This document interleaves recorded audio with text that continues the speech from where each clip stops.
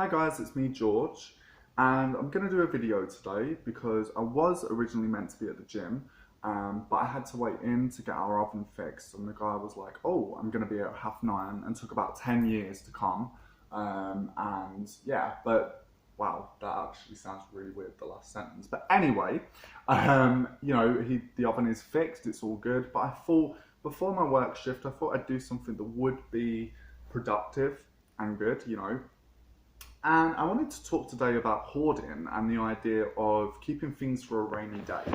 And the reason I'm addressing this is because it is something that's played a part in my life, and also a lot of other people's lives that I know, and other practitioners, particularly practitioners that practice witchcraft.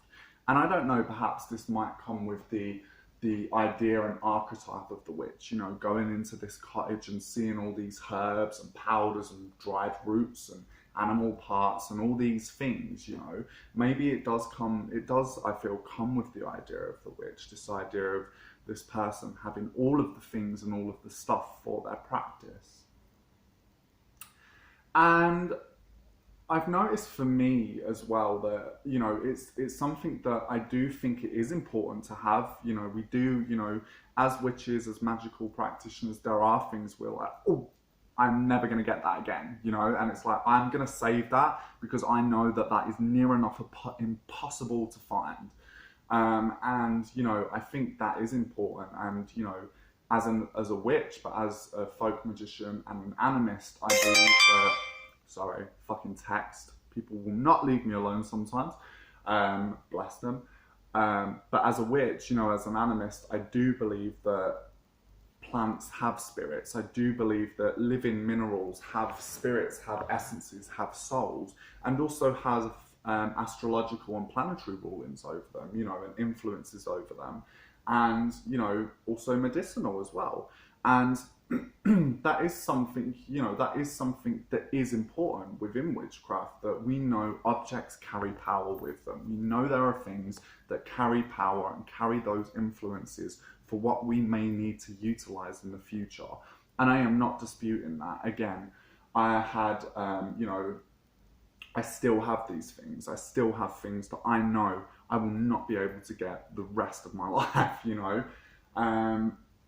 But the point is here, one of my friends used to live in a house that was basically just full of witches, and it was literally a witch house. It was kind of cool, but I walked in and I felt quite inspired, really. There was these display cabinets full of jars of herbs, dried roots, of all these, animal parts that they had found out in the woods, and all these different kind of,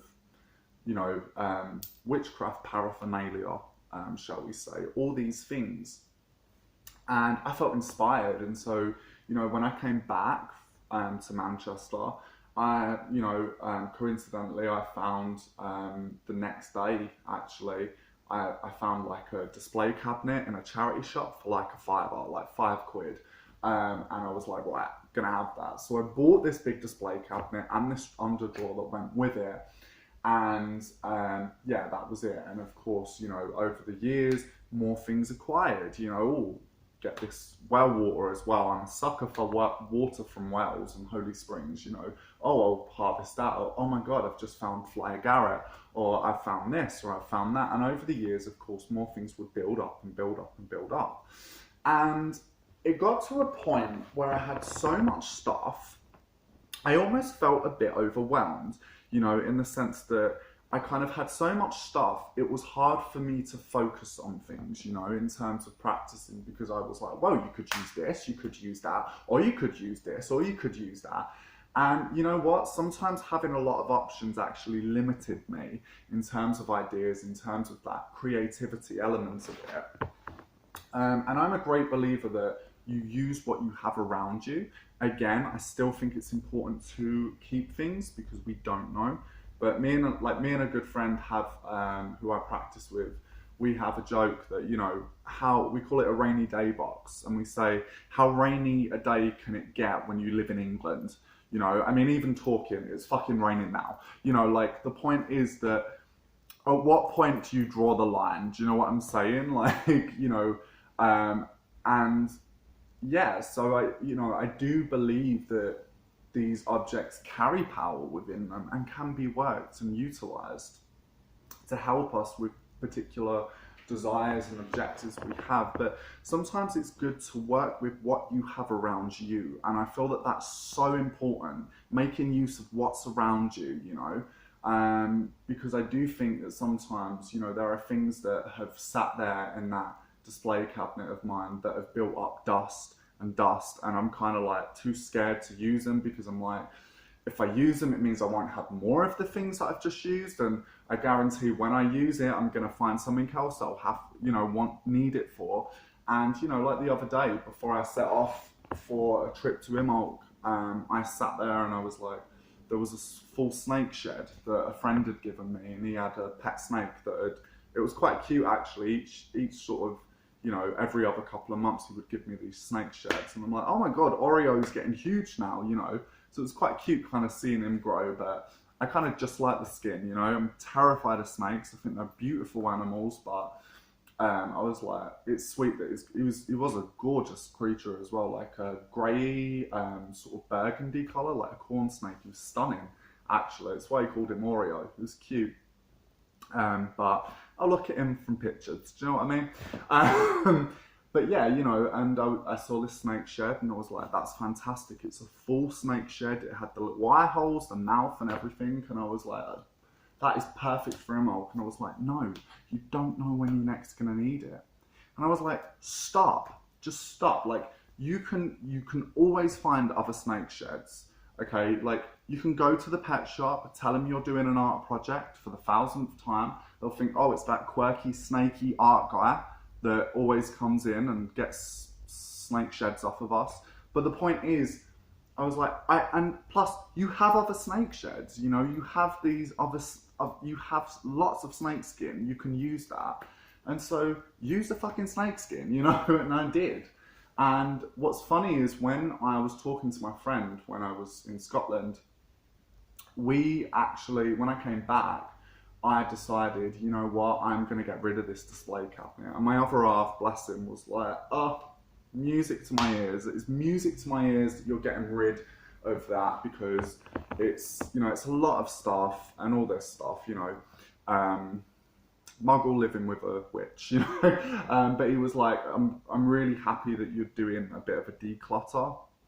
And I have, and the cabinet is gone. I still have two like cabinets, but I don't have that big display cabinet anymore, and the point is that there are things I know that I can use, like plants, dried herbs. I can go out into the woods now and harvest them. I can identify a lot of the dried herbs that I had, and like rose hips. I can go out and get rose hips. I know what they look like. And I guess it's good in a sense because it shows progression within your own practice. And I think sometimes you get to a point when, because if you've been practicing for such a long time, and this isn't to, sound egotistical or anything like that, but you get to the point where you don't need all these things, you find that you can conjure with more minimal things, or sometimes nothing at all, and it's like, you don't need all these things to realize and know your own innate power.